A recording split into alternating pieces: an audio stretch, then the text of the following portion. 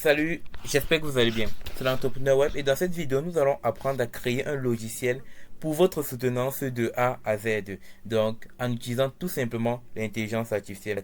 N'oublie pas de liker et abonne-toi si tu veux.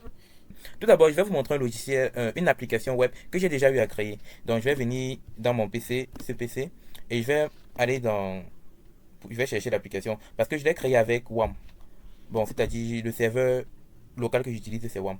Donc, voici mon application, elle s'appelle Tasha. Vous voyez, voici tous les fichiers de Tasha. Pour lancer Tasha, ce que je fais, c'est que je viens sur le navigateur. Vu que j'utilise le serveur WAM, je vais taper localhost Tasha. Et voilà, je lance. Et puis vous pouvez voir que l'application est bien faite. Pour ceux qui me connaissent souvent qui me suivent en tout cas sur les réseaux, vous allez constater que le Chibi, c'est celui que j'utilise toujours dans mes créations. Donc maintenant que vous avez vu une création, bon, je ne vais pas vous expliquer à quoi c'est l'application. Vous pouvez voir que ça sert à créer des tickets et tout et tout. Mais bon, tout fonctionne parfaitement. C'est-à-dire, si j'effectue une tâche ici, la base de données est remplie. Donc, il y a tout. PHP, MySQL, Java, HTML, CSS. Il y a pratiquement JavaScript, hein, JavaScript. Il y a pratiquement tout ce qui est nécessaire. Ça fonctionne. Maintenant, si, bon, ensemble, maintenant, nous allons donc créer une autre application maintenant. Ce qui va se passer, c'est que je vais aller dans mon WhatsApp et je vais prendre le cahier de charge d'une de mes clientes. Le voici, que je vais télécharger. Je vais télécharger le cahier de charge. Ce que je vais faire maintenant, c'est que je vais me rendre sur ChatGPT. C'est très simple. Donc, une fois que je me rends sur ChatGPT, comme tu peux le voir, j'utilise la version plus de ChatGPT, la version payante de ChatGPT. Mais si tu ne l'utilises pas, c'est pas grave, mais ça va être un peu moins performant. Et je vends également, donc si tu as besoin de l'abonnement, tu me contactes et puis je vais te donner l'abonnement. Comme tu peux le voir, c'est très ordonné. Chacun a son dossier de travail, son projet en tout cas, et il travaille dans son projet. Maintenant, ce qu'on va faire, c'est qu'on va créer un nouveau projet. Pour être seul dans notre projet, je vais nommer le projet, je sais pas, soutenance. Et puis on crée le projet. Une fois qu'on a créé notre projet soutenance, on est ici et on peut commencer à travailler. Ce que vous allez faire, c'est que vous allez importer, en tout cas ce que je vais faire, c'est que je vais importer le cahier de charge de ma cliente et je vais demander à ChatGPT de l'analyser et puis de sortir un prompt que je vais donner à Codex, qui est l'intelligence artificielle de OpenAI qui permet de coder les applications. On va le faire tout de suite. Ok, voilà le cahier de charge, ok, c'est tout. Je vous balance. Vous pouvez utiliser des prompts qui sont plus optimisés en fonction de vous, mais cette vidéo c'est juste une démonstration. Ok, il est en train d'analyser le cahier de charge. Donc, vous aussi, vous pouvez le faire. Vous avez juste à prendre peut-être l'abonnement. Une fois que vous avez l'abonnement, vous cherchez les personnes dans votre entourage qui ont des difficultés à créer des sites. Moi, par exemple, je crée également des sites web pour les entreprises, des landing pages très facilement avec cette méthode. Ce que je vais faire, c'est que je vais donc venir. C'est très important ce que je vais faire ici. Vous venez sur votre bureau.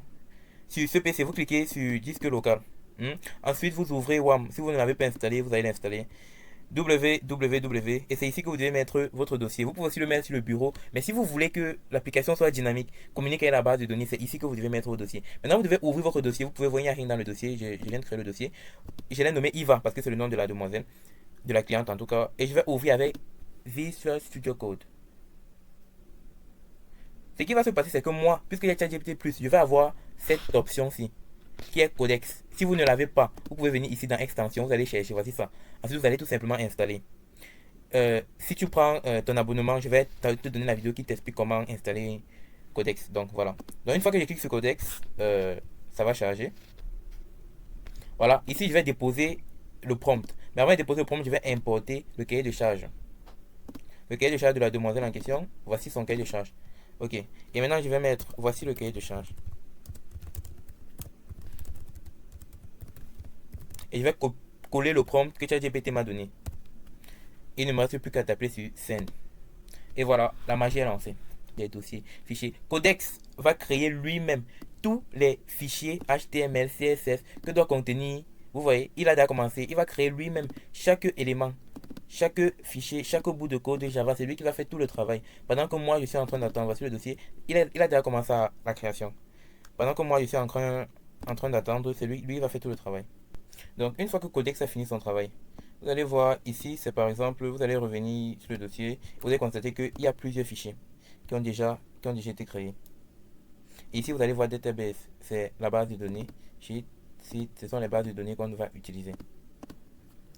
Maintenant, je vais vous poser une question, c'est quelle base de données que je dois importer pour que ça fonctionne? Donc, je vais revenir sur Codex, je peux communiquer avec lui.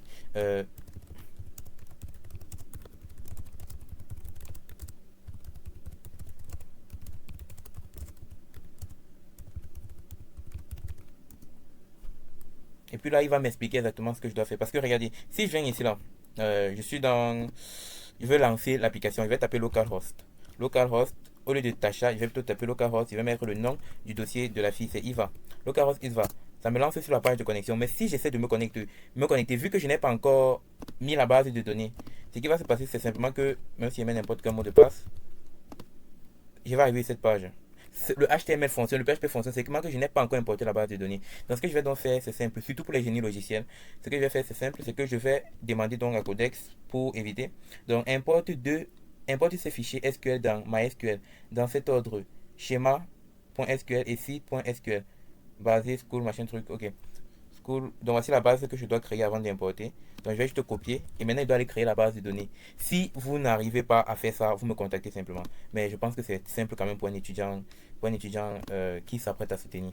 Donc ce que je vais faire, c'est que je vais aller ici dans php.myadmin, php local php.myadmin, et il va entrer le root et sans mettre le mot de passe, il va me connecter. Maintenant, il va créer une base de données, une nouvelle base de données, et il va mettre le nom que Codex m'a donné. Codex m'a demandé de mettre quel nom? School Manager. Donc je vais mettre le nom, nouvelle base de données, je vais mettre le nom School Manager. Ce n'est pas du tout compliqué. Bon, pour vous exercer, vous pouvez créer juste un HTML et un CSS pour voir comment ça fonctionne. School Manager, ok. Et puis je vais créer la base de données. Maintenant, je vais aller School Manager, je vais aller dans la base de données.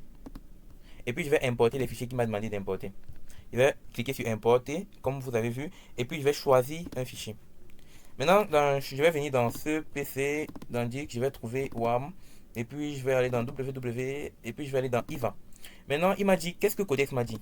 Il m'a dit, base créée, compte email et tout, vérifier, name, school et tout, schéma, il m'a dit d'importer schéma.sql. Donc je vais chercher schéma.sql, je ne vois pas, je vais aller dans database, je vois schéma, voici schéma, donc j'importe. Et j'importe, je clique sur importer, c'est tout. Et ensuite, il m'a demandé d'importer quelque chose d'autre. Voici toutes les bases de données. Donc, il n'y a plus aucun problème, aucune limite avec les bases de données avec Codex. Ok, donc je vais importer l'autre. Je vais cliquer sur importer. Et je vais choisir ce que la seconde base de données qu'il m'a dit d'importer, c'était site. Vous pouvez le voir ici. Il m'a dit importe aussi site. Donc, je vais importer. Et voilà. Maintenant, je vais revenir, je vais actualiser. Comme par magie. Comme par magie, ça donne. Maintenant, je vais mettre le mot de passe qu'il m'a donné.